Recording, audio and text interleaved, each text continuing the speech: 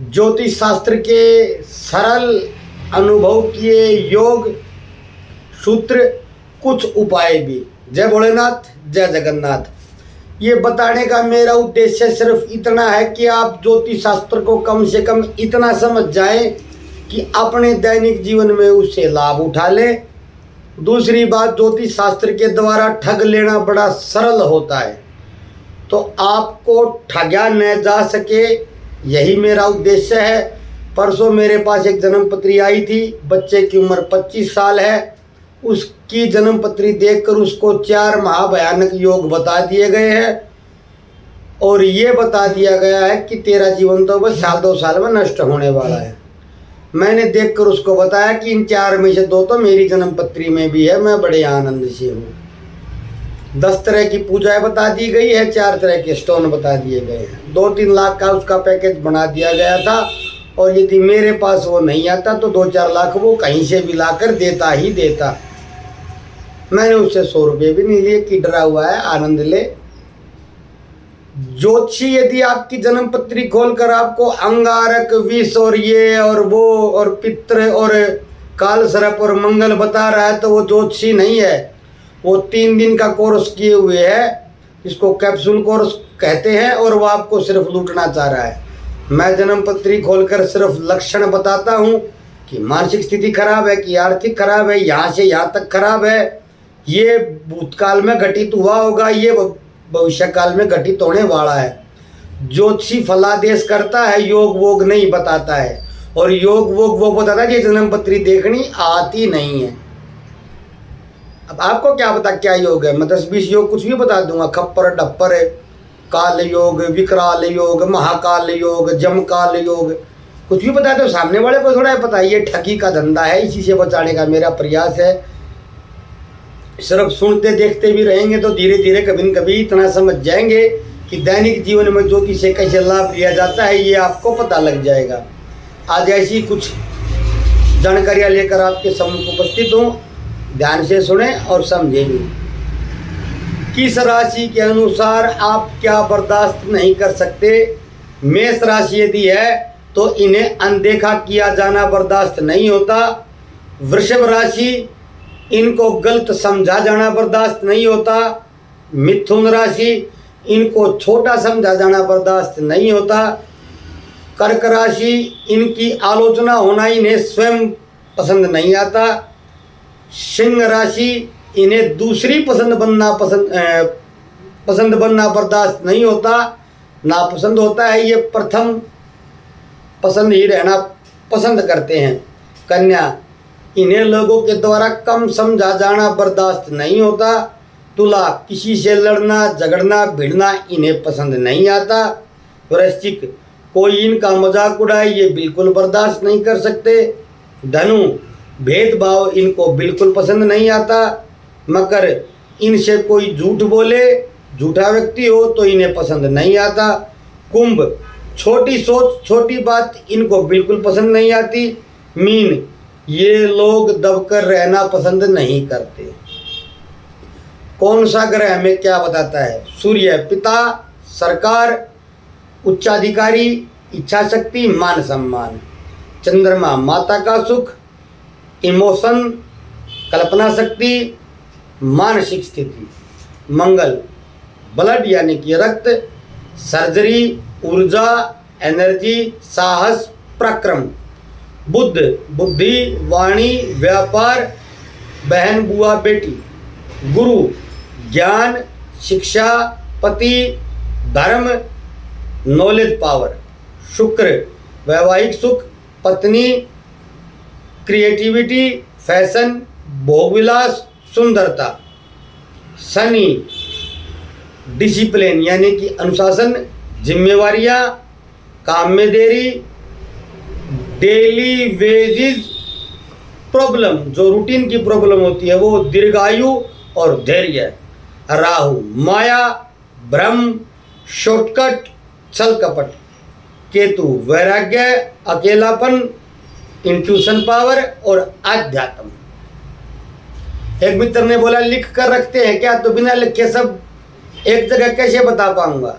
लिखा क्या मेरे लिए डोनाल्ड ट्रंप ने है या जिनपिंग ने है, मैंने ही लिखा है। लेकिन लिखने में क्या होता, 2-3 दिन अलग अलग विषय पर लिखते रहते, कभी केतु पर लिख दिया, कभी मूलांक पर लिख दिया, कभी किसी विषय पर लिख दिया। जब वो चैप्टर पूरा हो जाता है तो उसको लेकर आपके सम्मुख उपस्थित हो जाते हैं। ऐसा थोड़ा है कि कहीं और से लिखवा कर लाए। शास्त्रों में ये सूत्र सभी है लेकिन एक स्थान पर नहीं मिलते हैं। ये जनपति देखते हैं या दिन में अनुभव करते हैं, वो लिख लिया जाता है। पीड़ित ग्रह क्या क्या प्रॉब्लम देते हैं। चंद्रमा पीड़ित, धन का अपव्यय। सूर्य पीड़ित तो भलाई करना भी कष्टकारी।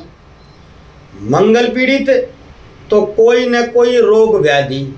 शनि पीड़ित तो मालिक या श्रमिक दोनों में से किसी के साथ नहीं बनती। शुक्र पीड़ित तो मैरिज या मैरिड लाइफ में डिस्टर्बेंस समस्या। राहु सही भी गलत नजर आता है, शंकाएं उमड़ने लगती हैं। केतु तो समस्या की जड़ पता ही नहीं लगती है कहाँ है। बुध पीड़ित तो स्वयं की वाणी ही कई शत्रु व मुश्किलें उत्पन्न करती है। गुरु असंतुष्ट होने की भावना, बनते कार्यों का बिगड़ना। 12वां भाव और 12वें भाव से दान देखा जाता, किसको दान करें, किस वस्तु का दान करें। गुरु अपने ज्ञान का दान करें। यदि गुरु का संबंध 12वें भाव से है तो जो ग्रह मैं बोलूं तो 12वें भाव से जोड़कर आप देखते जाना। शुक्र धन का दान करे, गौ सेवा करें। बुध जरूरतमंद बच्चों को दान करें। मंगल बंदरों को गुड़ चना खिलाएं। चंद्रमा जल का दान करें या दूध का दान करें। शनि श्रमदान, तेल का दान या काले रंग की वस्तु छतरी जूते का दान। राहु कंबल का दान। केतु श्वान को भोजन। सूर्य समाज सेवा, समाज में दान। 10वें और 12 भाव के स्वामी का संबंध अष्टम भाव में बने। पुनः सुनिए, 10वें और 12 भाव के स्वामी का संबंध अष्टम भाव में बने तो जातक के पिता या पिता तुल्य कोई संबंधी बंधन योग में हो सकते हैं, जेल में हो सकते हैं या किसी षड्यंत्र में फंस सकते हैं। 7.5 पर प्रश्न किया था कि क्या क्या प्रभाव हो सकते हैं। 2-4 प्रभाव भी देखने में आते हैं, सारे तो देखने में नहीं आते हैं, लेकिन इन्हीं में से देखने में आते हैं। नकारात्मक विचार आते हैं, रात की नींद उड़ जाती है, कार्य में एकाग्रता नहीं रहती, आलस्य ज़्यादा रहता है, बाल ज़्यादा झड़ते हैं, बुरे सपने ज़्यादा आते हैं, अकारण अज्ञात भय बना रहता है, घर व लोगों से दूर एकांत में जाने व रहने का मन करता है, हताशा निराशा व डिप्रेशन देखने को मिलता है, अकारण रोने को मन करता है, पानी की प्यास ज़्यादा लगती है, अशांत चिंतित व व्याकुलता अधिक रहती है, माता के स्वास्थ्य पर भी असर पड़ता है। ये सीधे लक्षण है कि 7.5 का दुष्प्रभाव मिल रहा है, शुभ प्रभाव नहीं मिल रहा है। ग्रह व फल, यदि बलवान राहु तो मृत्यु से निर्भयता देते हैं। बलवान चंद्रमा स्थिर मति व स्थिर विचार देते हैं। बलवान गुरु अडिग विश्वास व अटूट धैर्य देते हैं। बलवान केतु त्याग पूर्वक कर्तव्य पालन करना सिखाते हैं। बलवान मंगल क्षमता भर प्रयास करते हैं। बलवान सूर्य मर्यादा और शील देते हैं।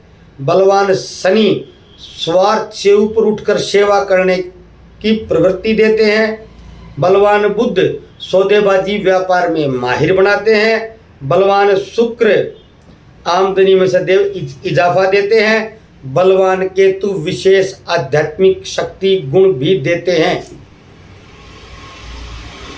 60 के चरणों में क्या क्या हो सकता है स्वास्थ्य को लेकर। प्रथम चरण में गर्दन से ऊपर वाले हिस्से में स्वास्थ्य संबंधित समस्याएं होती हैं। दूसरे चरण में गर्दन से कमर वाले हिस्से में स्वास्थ्य समस्याएं हो सकती हैं। तीसरे चरण में कमर से नीचे वाले हिस्से में स्वास्थ्य समस्याएं होती हैं, हो सकती हैं। अगर 60 शुभ फल देगी तो कुछ भी नहीं होता है। शारीरिक, मानसिक, आर्थिक तीनों तरह की हानियाँ उठ सकती हैं, लेकिन मैंने सिर्फ स्वास्थ्य को लेकर आपको बताया है। सूर्य की महादशा चल रही है तो पिता तुल्य बुजुर्ग या सरकारी स्थान पर झगड़े से, विवाद से बचे। चंद्रमा माता तुल्य स्त्रियों से विवाद से बचे। मंगल भाई से विवाद नहीं करे। बुध की महादशा है तो मित्रों से विवाद नहीं करें। गुरु की महादशा है शिक्षक दादा से विवाद नहीं करें। शुक्र की महादशा पत्नी से विवाद नहीं करें। शनि की महादशा तो श्रमिक या मालिक से विवाद नहीं करें। राहु की महादशा तो काले रंग के व्यक्ति सफाई कर्मी या भिक्षुक से विवाद नहीं करें। केतु की महादशा तो विकलांग व्यक्ति और सन्यासी से विवाद नहीं करें। इन कारणों से ग्रह अशुभ हो जाते हैं। सूर्य पिता बुजुर्ग या गुरु के अपमान से। चंद्रमा माँ या महिला के अनादर से। मंगल गलत तरीकों से भूमि संपत्ति हड़पने से। बुध छोटी चीजों के लिए ज़्यादा तनाव लेने से। गुरु गलत कामों से धन कमाने से। शुक्र अनैतिक या गलत संबंध आदतें अपनाने से। शनि कुत्ते कौवे या गाय को परेशान करने से। राहु छल कपट धोखा और गुप्त षड्यंत्र करने से। केतु बेवजह का अहंकार और जिद्द करने से। सभी ग्रहों के साथ केतु की युति और प्रभाव। सूर्य केतु पिता से दूरी व आध्यात्मिकता भी देते हैं। आध्यात्मिकता प्लस पॉइंट है, पिता से दूरी नेगेटिव पॉइंट है। चंद्र केतु माता के प्रेम से वंचित और वैसे भी प्रेम से वंचित लेकिन मनस्वी। मंगल केतु भाई या पति के सुखों में कमी परंतु शत्रुहंता का योग। बुध केतु प्रेम से वंचित परंतु सूक्ष्म और पारदर्शी। गुरु केतु धर्मज्ञ आध्यात्मिक परंतु समाज से दूर। शुक्र केतु क्षत्रिय मोह से वंचित लेकिन एकाग्र और सरल। शनि केतु वैरागी सांसारिकता से दूर देर से सफलता। सूर्य को चाहिए फुल इज्जत फुल रिस्पेक्ट। चंद्रमा को चाहिए रिलैक्स आराम और सब कुछ आसानी से।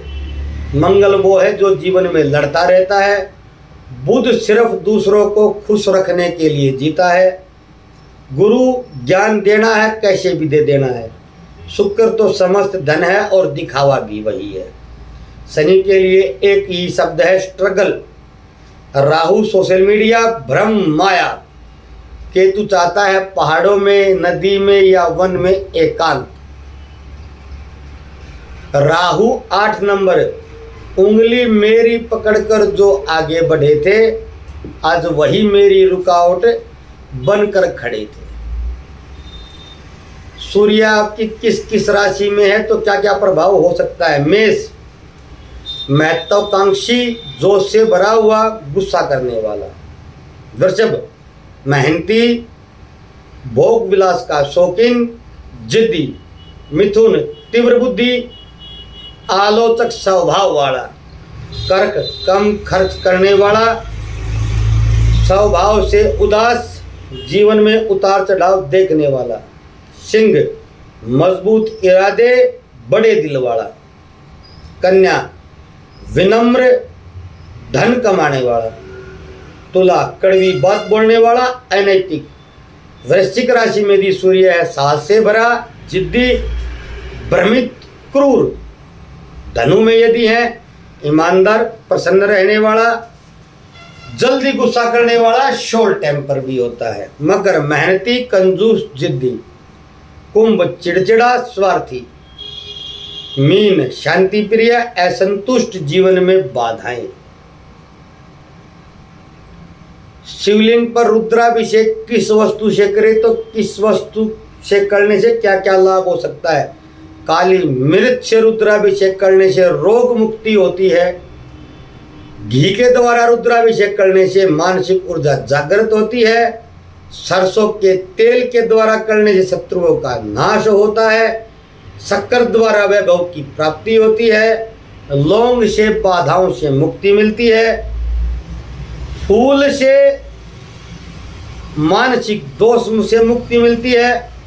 मंदार के फूल से यश की प्राप्ति होती है। गन्ने के रस से धन की प्राप्ति होती है। ये सिर्फ सामान्य जानकारी के लिए बताया है। रुद्राभिषेक सभी के लिए संभव नहीं है। अंतिम बात, कपड़ों में छेद नहीं होता है, शुक्र ठीक हो सकता है। घर सुंदर होता जाता है, मंगल ठीक हो सकता है। आपकी संगत को सभी पसंद करते हैं। हो सकता है आपका बुध अच्छा हो। पर्स में पैसे रहते हैं तो आपका गुरु अच्छा होने की संभावना है। रोजाना खाना स्वाद मिलता है तो चंद्रमा ठीक ठाक हो सकता है। सरकारी काम बिना बाधा के तुरंत त्वरित बनते हैं, सूर्य अच्छा हो सकता है। घड़ी पहनना पसंद है तो राहु अच्छा हो सकता है। देख लीजिए, हर बार हाथ में मिलती है।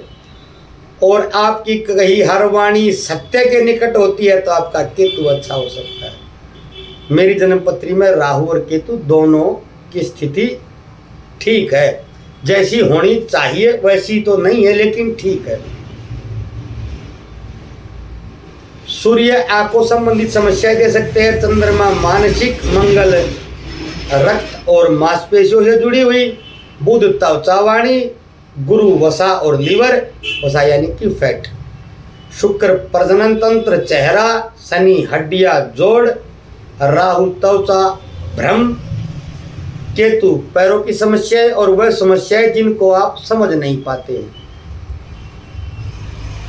व्यक्ति की कोई इज्जत नहीं होती। आज के दिन कलयुग में धन से उसकी इज्जत होती है, इसलिए इज्जत का कारक सूर्य है और धन का कारक शुक्र है। दोनों की आपस में नहीं बनती। राहु 2, यदि पैसा है, राहु जिसकी जन्मपत्री के दूसरे भाव में है और पैसा है तो बड़ी बड़ी बातें करता है। और राहु यदि 11 में है तो पैसा नहीं है तो भी बड़ी बड़ी बातें करता है। शनि से दूसरे भाव में शुक्र, विवाह के बाद भाग्योदय की संभावना। शनि और गुरु के बीच में कोई ग्रह न हो तो सफलता में आसानी। शनि से दूसरे भाव में राहु हो तो व्यक्ति बड़े निचले स्तर से जीवन प्रारंभ करता है। शनि से दूसरे भाव में केतु, आध्यात्म की ओर अग्रसर। शनि से दूसरे भाव में चंद्र या शनि चंद्र का दृष्टि संबंध तो अपने ग्रह क्षेत्र में सफलता नहीं मिलने की संभावना बहुत ज़्यादा। शनि मंगल यदि राहु है, सारा जीवन संघर्ष। नवमेश दशमेश की युति, एक उत्तम स्थिति, राजयोग। राजनीति जीवन में उच्च स्तर पर जाने के लिए सबसे जरूरी राहु। ये मैंने इसलिए बताया ताकि आप समझ पाएं। यदि शनि की दशा, महादशा, अंतर्दशा है और कोई भी लाभ नहीं मिल रहा है, किसी भी उपाय से नहीं मिल रहा है, तो जमीन पर सोना प्रारंभ कर दें और नंगे पैर जमीन पर थोड़ी देर चलना प्रारंभ कर दें। बिस्तर लगाकर जमीन पर ही सोएं। ज़्यादा संभावना है कि कहीं से लाभ नहीं मिले तो इस उपाय से लाभ मिल सकता है। केतु यदि प्रथम भाव में है तो चाय कॉफी का प्रयोग बिल्कुल कम करें। ये मेरा निजी अनुभव है, किसी शास्त्र में नहीं लिखा, कहीं नहीं लिखा है। आशा है वीडियो आपको पसंद आई होगी। इतना ही बताने को आपके सम्मुख आया था। कल फिर मिलते हैं किसी अन्य वीडियो के साथ। तब तक नमस्कार। जय भोलेनाथ, जय जगन्नाथ, जय श्री सीताराम।